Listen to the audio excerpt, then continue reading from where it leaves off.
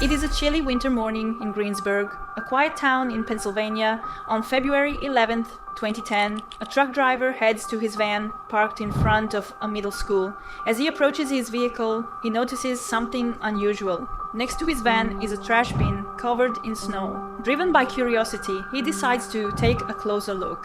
As he approaches the bin and peers inside, he is met with a horrifying sight: the lifeless body of a woman, battered and wrapped in Christmas decorations. Overwhelmed with fear, he immediately calls the police. The officers arrive swiftly, and they promptly begin the investigation. The first and most crucial task is to identify the victim, who soon turns out to be Jennifer Daugherty, a 30-year-old woman. This is the heartbreaking case of Jennifer Daugherty.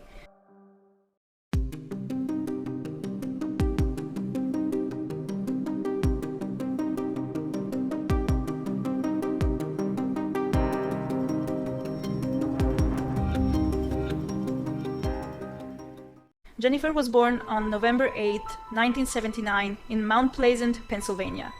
She grew up in a loving family that cherished her deeply, but her childhood was marked by difficulties. An intellectual disability made daily tasks more complex for Jennifer, and she struggled with the routine activities that others found simple. School was a particularly harsh environment for her. She was often bullied, returning home in tears after being teased or pushed around by her classmates. Despite these challenges, Jennifer remained a kind and understanding person. She was surrounded by a supportive network of family and friends who loved her and helped her navigate her daily challenges, especially her very caring parents who tried in every way to make her happy.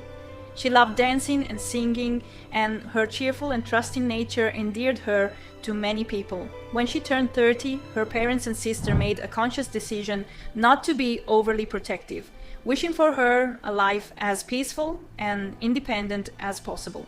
They believed in her ability to handle more independence and wanted her to experience life more fully, so they allowed her to travel alone.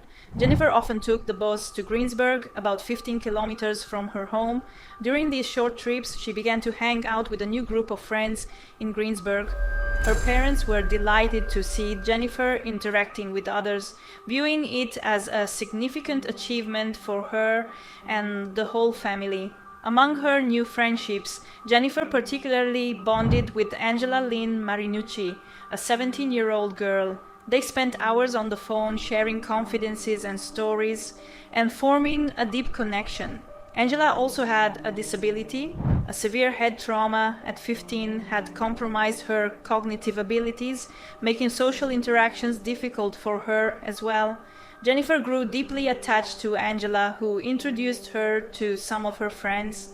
Among this group of friends was Angela's boyfriend, Ricky Smirners, a 23-year-old man. Ricky has a troubled past, a difficult childhood marked by moving between foster families, a diagnosis of post-traumatic stress disorder, and even 7 different personalities, along with 15 mental disorders.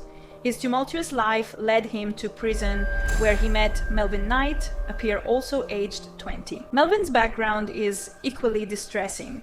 He had parents struggling with addiction and suffered a head trauma at 15, resulting in significant learning difficulties. Melvin is romantically involved with Amber Madinger, also 20, who is expecting his child.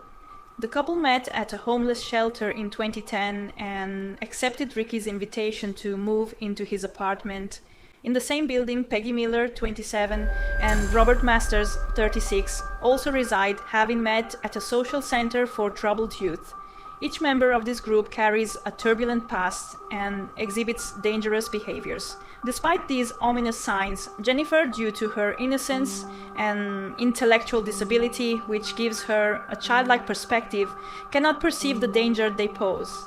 Her parents, desiring to foster her independence, did not take sufficient measures to protect her, not out of lack of love, but as an educational choice to encourage her growth. On February 10, 2010, Jennifer tells her parents about her excitement to attend a sleepover at her friend's apartment in Greensburg. Her father, Bobby, lovingly accompanies her to the bus stop, ensuring she boards safely. Before leaving, Jennifer leaves a heartfelt note for her mother, completely unaware of the tragic fate that awaits her. Peggy's invitation, which seemed like an opportunity for social interaction, turns out to be a sinister trap orchestrated by her so-called friends under Angela's manipulative guidance. Angela, consumed with jealousy over the attention Ricky shows Jennifer, devises a cruel plan for revenge, involving the other housemates in her malicious scheme. As soon as Jennifer steps inside the apartment, the atmosphere shifts dramatically. Angela, without a moment's hesitation, accuses Jennifer of having an affair with her boyfriend and begins to beat her viciously. She incites the others to join in the assault, turning the situation into a brutal group attack. Robert and Peggy do not participate in this violence, but this is only the beginning. They violently snatch her purse, stealing cash and credit cards, then douse her with mouthwash. Next, they pummel her relentlessly with empty glass bottles. Melvin grabs her, hurling her against the wall and choking her, stopping just short of taking her life. Jennifer pleads for mercy as she lies on the ground, but her tormentors laugh callously, devoid of any compassion. Angela and Melvin drag her into the bathroom, continuing their assault with a metal towel rack on her chest and head. Angela persists in accusing Jennifer of involvement with her boyfriend, ignoring Jennifer's desperate pleas. Ricky and Melvin cover her with oatmeal and spices, causing burning pain. Naked and defenseless, Jennifer endures further degradation. Melvin then sexually assaults her. Robert and Peggy refuse to participate, yet when Jennifer begs for their help to escape, they remain indifferent. Their betrayal only deepens her anguish. Jennifer tries to flee, but Robert and Peggy restrain her, notifying the others of her attempt. Jennifer is subjected to more beatings and forced to ingest a massive dose of sleeping pills. The following day, Angela pushes her to the ground, continuing the relentless beating.